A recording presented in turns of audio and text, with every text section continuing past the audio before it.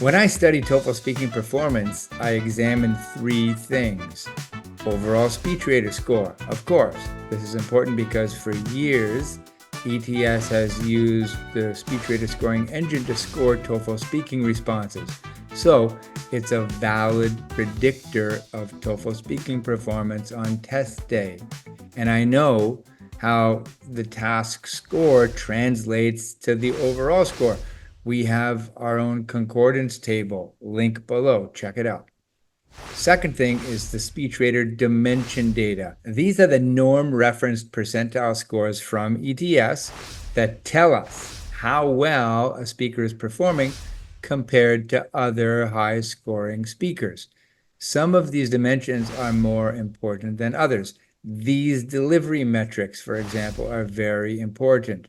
So I want to see what they all look like at the task level. Question 1, question 2, question 3, question 4, and I want to see these at the test level here on the progress page, okay? Third thing is TOEFL speaking response audio and transcript. Obviously, this is the most interesting part for me too. Here I'm looking for evidence of response structure and spontaneity. Virtually every high scoring response I've ever studied shows signs of response planning, but I want to know to what extent a pre-planned structure helps with response delivery. I want to understand to what extent does a template explain a high score, okay? Now, I study a lot of TOEFL speaking responses, a lot, but I'm particularly interested in test takers who make dramatic gains in a short time frame. What is a dramatic gain? Well, I've seen very, very significant gains over a period of days, sometimes on the same day, okay? Typically, the gains come early. So a gain in TOEFL speaking score from 18 to 23 can happen virtually overnight in many instances, okay? And then the gains get harder. So from 24 to 25, tougher. From 25 to 27, tougher still, okay? High performers experiment a lot. I see it in the data, right? I see what's going on. For example, see this user is testing different response tactics here on the same day. Now, none of these results are particularly impressive, okay? But if you sort by task and time, you can see tremendous overall gains, right? This is what you want to see. I love to see this because it indicates that this user is practicing, is experimenting, is not just doing the same thing, expecting a different result. For example, in this 9-day period, this user went from 2.27 to a 3.36 and actually hit a 3.73 earlier, which is the equivalent of a TOEFL speaking 28. Okay, and you can see similar results here in task 2, in task 3, and in task 4. It's super fascinating to see because users like this are reacting to the data with specific changes in their response tactics, right? Here's another example. Day 1, 20. 2 weeks later, day 2, 21. Same day, a few hours later, 22. Same day, about 90 minutes after that, 22. Okay, the following day, day 3, backslide to 21, 2 days later, the user comes back and records in quick succession here, 23, 22, 23, and 23. Then takes a break. The following day, 25. This is a trend line I love to see, right? This is the learning curve playing out right before your eyes. It's so exciting. Here's another nice jump from an average of 25 to 27. This is the leap many of you need to make, and it's totally, totally possible. But you can see here in the heat map that this user still needs to make some gains in task 4. And here is one that's not performing so well.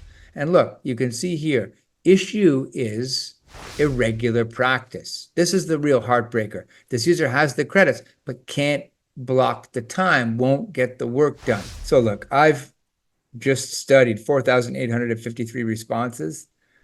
High performers seem to be doing 3 things well. One, they're generating lots and lots of data. You know, there's an old saying, you manage what you measure. So when you are aware of your response data, you simply pay attention to what is important in TOEFL speaking, right? Okay. Second thing, experimenting. You need to be willing to try new things instead of trying to squeeze a better result out of the same tactic. Okay, I see this again and again. It's like, I'm just hoping that this time is going to be different. There's going to be a different outcome, even though I'm not making a significant change. It's a serious problem. Many issues are related to a template that is not helpful. Okay, many templates are over-designed. Many templates are restrictive. They're too restrictive and cause more harm than good. The best users adapt a response framework to their needs and to their style, okay? Some need that really strong, really rigid template. For others, it's a problem, right? And it's too restrictive. This is so important. The idea of a template is not to just repeat something you found lying around on the internet, okay? The idea of a template is that you adapt the task inputs, right? The readings, the listenings to a response framework that allows you to construct a fluent response. So in task 2, for example, there's the reading and then there's the conversation, and one of the people in the conversation are either in favor of or opposed to the idea presented in the reading. There's only one way to answer this question, right? The prompt, in fact, demands that you do it in a certain sequence, right? You summarize the reading and then you summarize the strong opinion holder's opinion and you explain what that person thinks about the reading.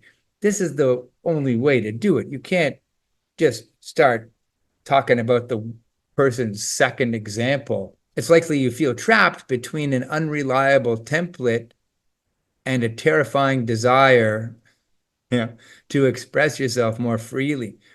Try expressing yourself more freely. See what happens, right? Look at the data.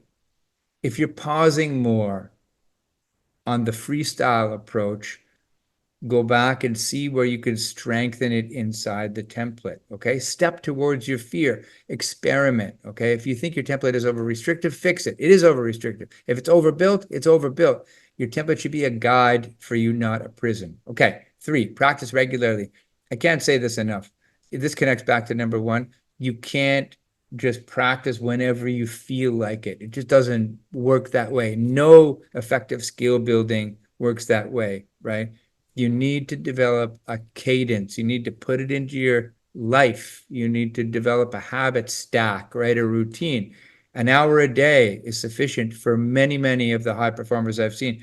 And in fact, you could probably make a case that excessive practice is not particularly good. Like there's a diminishing return, right? The 3rd hour is not as helpful as the 2nd hour. The 7th hour is probably doing you more harm than good. There's an amount of time, but it can't be just an irregular, spontaneous thing, right? You need to put it on your calendar, okay? By the way, from the data, and I've seen this, practicing every day for 30 minutes is almost certainly better than practicing for like 4 hours every Sunday, okay? But you need to find a practice cadence that works for you and the kids or the cat or the job or whatever it is in your life that animates your life and that puts constraints on your time. You have to find the time to practice regularly. Look, the speaking section of the TOEFL IBT is 17 minutes long with added reflection, post-task analysis, re-recording, and so on. This is something that you can get done in an hour per day. Find the time, generate the data, experiment with your results, practice regularly. You got this. Okay, happy practicing.